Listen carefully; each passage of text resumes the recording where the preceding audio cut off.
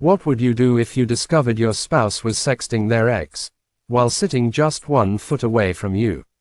Today's story is one of the most gut-wrenching tales of betrayal, lies, and broken trust that I've ever encountered. It's about a 49-year-old man whose world came crashing down when he discovered his wife's shocking secret. But this isn't just about infidelity. It's about manipulation, gaslighting, and the agonizing decision between love and self-respect. Before we dive into this emotional rollercoaster, make sure to hit that subscribe button and ring the notification bell. Trust me, you won't want to miss how this story unfolds. And if you've ever been in a similar situation, drop your thoughts in the comments below. Our story begins 2 weeks ago in what should have been a safe space, a couples therapy session. Picture this, a 49-year-old man and his 36-year-old wife of 9 years, sitting across from their therapist, trying to work through their marriage troubles. They have a child together, a life they've built over nearly a decade, and they're fighting to save it. But here's where it gets interesting. And by interesting, I mean absolutely devastating. His wife had recently been caught in a lie. She'd told him she was out late at a club with friends, but the truth was far more concerning. Her friends had left early, and she'd stayed at the club, alone. Now, for some couples, this might not be a huge deal, but in a marriage that's already struggling, every lie cuts deeper. At the end of that therapy session, in what might be one of the most heartbreaking moments you'll hear today, this man turned to his wife and forgave her. He looked into her eyes and asked for just one thing: never lie to me again. Can you imagine the vulnerability in that moment? The hope, the desperation of a man trying to save his marriage. Well, hold on to that image, because what happens next will absolutely shock you. Less than a week after that therapy session, let me repeat that, less than a week, her ex-boyfriend reached out. Now, we've all had exes contact us out of the blue, right? Maybe it's innocent, maybe it's not. But in a marriage that's already hanging by a thread, this timing couldn't be worse. And here's what makes this story even more tragic. Our narrator mentions that his wife is what psychologists call dismissive avoidant. She'd been struggling with weight issues after having their child, and her self-esteem was at rock bottom. She was desperate for external validation. Enter the ex-boyfriend at the perfect storm moment. What started as what she claimed was an innocent catch-up about the last decade quickly escalated. The ex began sexting her, and instead of shutting it down immediately, as any committed spouse should, she got off on it. She was getting the validation she craved, the attention she felt she wasn't getting, and she was getting it from someone who represented her past, her freedom, her pre-marriage life. But here's the kicker: she hid all of this from her husband. The same man who had just forgiven her and asked her never to lie again was being lied to, again. Now, this is where the story takes a turn that will make your blood boil. One day last week, when they had separate errands to run after work, she arranged to meet her ex-boyfriend. But she didn't go alone, she took their child with her. Let that sink in for a moment. She took their innocent child to meet the man she'd been sexting behind her husband's back. But the deception runs deeper. She told her husband she was meeting her dad. Her dad. Can you imagine using your own father as a cover story for your affair? Here's how it all unraveled. Her husband finished his errands early and decided to be a loving spouse. He called her and said, "Hey, I'm done early, I'll come meet you and your dad." The reaction was immediate and telling.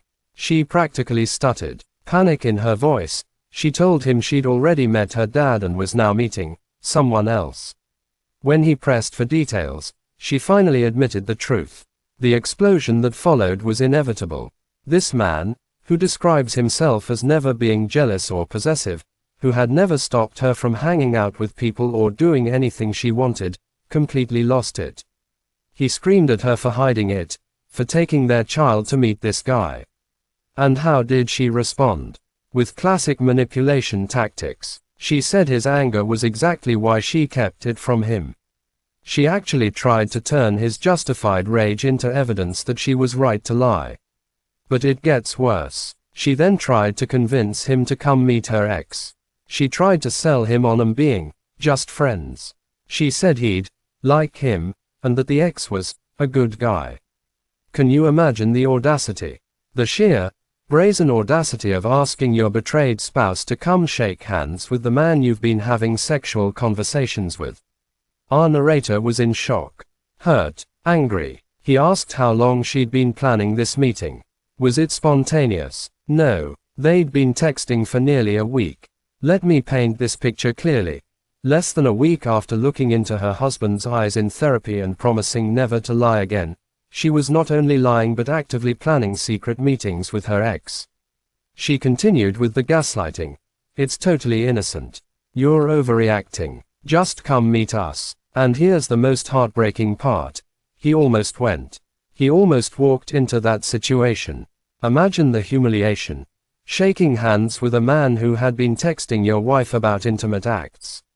But something in his gut told him not to go. Thank God for that instinct. When he called back and said he was going home, asking her to come home quickly, she claimed that when her ex showed up and found out she'd concealed their meeting, he told her to go home. Even her affair partner had more respect for the marriage than she did. That night, they had what our narrator describes as an epic fight. He told her that given she'd broken their trust again, he wanted her to cut ties with her ex immediately. Her response: she refused. She called him paranoid. She said she wouldn't be told what to do and that they're just friends. Just friends. After sexting, after secret meetings, after taking their child to meet this man, after lying repeatedly about everything, the husband, exhausted and heartbroken, went to sleep. But the universe wasn't done revealing her betrayal. The next morning, he got an email alert that someone had tried to hack their iCloud account on her phone. When he showed her the email, she agreed to let him reset the password. This decision would prove to be her downfall. Once he reset the password, it asked if he wanted to resync her WhatsApp account. He did, and just like that, he had access to her messages with her ex. Early Saturday afternoon, he watched as she sent her ex photos of their house. Once the ex received them, she deleted them. Strange behavior for just friends, wouldn't you say? But here's where this story reaches its most devastating climax. About an hour later, our narrator is sitting in their living room chair, and his wife is on the couch just 1 foot away from him. She keeps texting, and when he asks who she's texting, she tells him it's a girlfriend about the day's plans. Another lie. Another casual, effortless lie. So he gets up and goes to his laptop in the other room. He opens it and watches in real time as the most gut-wrenching betrayal unfolds before his eyes. The ex texts her that he wants to fuck her. Her response: she tells him he's so horny. She asks if he's just teasing, and he says no. She asks him if he likes fucking her. He tells her how he wants to have sex with her, and she says she wants it another way. Then she talks about how she liked having sex with him in the past. All of this is happening while she's sitting 1 foot away from her husband, telling him she's texting a girlfriend about plans. The level of betrayal, the casual cruelty, the complete disrespect, it's almost impossible to comprehend. Our narrator took a screenshot and shut the laptop. He went back to the couch and sat next to his wife. He waited a minute, then texted the ex directly: "Stop sexting my wife, you piece of shit." The reaction was immediate. She looked up at him, and he played it cool. "What? Something wrong? What's happening?" she asked. "Why don't you tell me?" He replied. Then he read her own texts back to her. The color drained from her face. Instead of apologizing, instead of showing remorse, she had the audacity to ask, "Is that what you were doing with my phone?" She was more upset about being caught than about what she'd done. What followed was 2 days of fighting. 2 days of her trying to minimize what she'd done, calling it just fantasy, and not a big deal. More gaslighting, more manipulation. By Monday, he'd had enough. He told her to find a place to live. But here's where the story takes an unexpected turn. On Tuesday, She said something that reminded him of the woman he'd fallen in love with. His heart, despite everything, still held on to hope. He told her she could stay if she'd fix this. If she'd commit to getting help for her past trauma. If she'd continue therapy with him. If she'd offer transparency and communication. Her response: she said she would try. Try, not, I will, not, I promise, not, I'm committed to saving our marriage. She said she would try. And that brings us to where our narrator finds himself now. He's been with this woman for nearly a decade. They have a child together. He still loves her, still cares for her, but he recognizes this is becoming a pattern. He believes he's only going to get hurt again, possibly worse. So he's asking the question that haunts so many people in similar situations. What do you do when the person you love keeps betraying you? When they show you who they're through their actions, but your heart refuses to accept it? Do you stay for the sake of the family, hoping things will change? Do you leave to protect your own sanity and self-respect? Let's take a moment to understand what's really happening here from a psychological perspective. His wife exhibits classic signs of someone with attachment issues. Being dismissive avoidant means she likely struggles with intimacy and commitment. When faced with relationship problems, instead of working through them, she seeks validation elsewhere. The timing of her ex's contact wasn't coincidental. It was catastrophic. She was vulnerable, struggling with self-esteem issues, and desperate for external validation. Her ex represented an escape from her current reality, a return to a time when she felt desired and attractive. But here's what makes this particularly tragic. Instead of addressing these underlying issues, she chose deception. She chose to lie, manipulate, and gaslight her partner rather than be honest about her struggles. What's most concerning about this story isn't just the individual acts of betrayal, it's the pattern. First, she lied about staying at the club alone. Then, within a week of promising never to lie again, she began a secret relationship with her ex. When caught, she minimized and deflected. When given another chance, she immediately escalated to sexting while sitting next to her husband. This isn't just about poor decision-making. It's about a fundamental lack of respect for her partner and her marriage.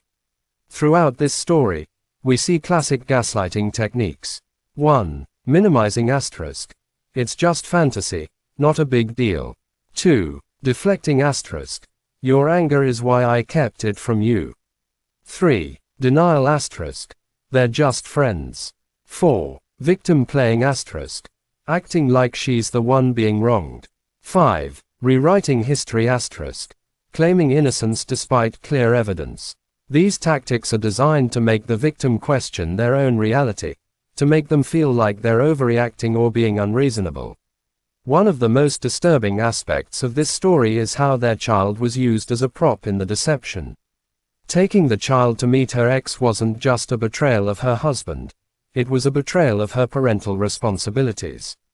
Children should never be unwittingly involved in their parents' marital deceptions. Our narrator faces an impossible choice. He loves his wife, he wants to preserve his family, but he also recognizes that forgiveness without consequences often leads to repeated betrayals. Forgiveness doesn't mean accepting continued abuse. It doesn't mean pretending that devastating actions didn't happen. True forgiveness requires acknowledgement of wrongdoing, genuine remorse, and a commitment to change. But when someone responds to multiple chances with, "I'll try," instead of, "I will," when they minimize their actions instead of taking full responsibility, when they continue patterns of deception, how many chances is too many? What strikes me most about this story is the courage it takes to even consider leaving. After nearly a decade together, with a child, with a life built together, walking away requires tremendous strength. But sometimes, loving someone means loving yourself enough to refuse to be repeatedly destroyed by their choices. This story isn't just about one couple's crisis, it's about the fundamental questions we all face in relationships. How much betrayal is too much? When does love become self-destruction? How do we balance forgiveness with self-respect? The answer isn't easy, and it's different for everyone. But what's clear is that healthy relationships require trust, honesty, and mutual respect. When those foundations are repeatedly shattered, no amount of love can rebuild them alone. For our narrator, the decision ahead is monumental. Stay and risk being hurt again, possibly worse. Or leave and break up the family he's fought so hard to preserve. Whatever he chooses, I hope he remembers that he deserves to be with someone who chooses him every day, someone who doesn't need to seek validation from others, someone who would never sit 1 foot away from him while sexting another person. This story is a stark reminder that we can't love someone into changing. We can't forgive our way out of a pattern of betrayal. And we can't sacrifice our own well-being indefinitely for the sake of preserving something that may already be broken beyond repair. What would you do in this situation? Have you ever faced a similar betrayal? Share your thoughts in the comments below, and remember, you're not alone in these struggles. If this story resonated with you, please give it a like and subscribe for more real-life relationship stories. And if you're going through something similar, please know that whatever you decide, your feelings are valid, your pain is real, and you deserve to be treated with respect and honesty. Until next time, take care of yourselves, and remember, you deserve better than someone who treats your heart like it's disposable.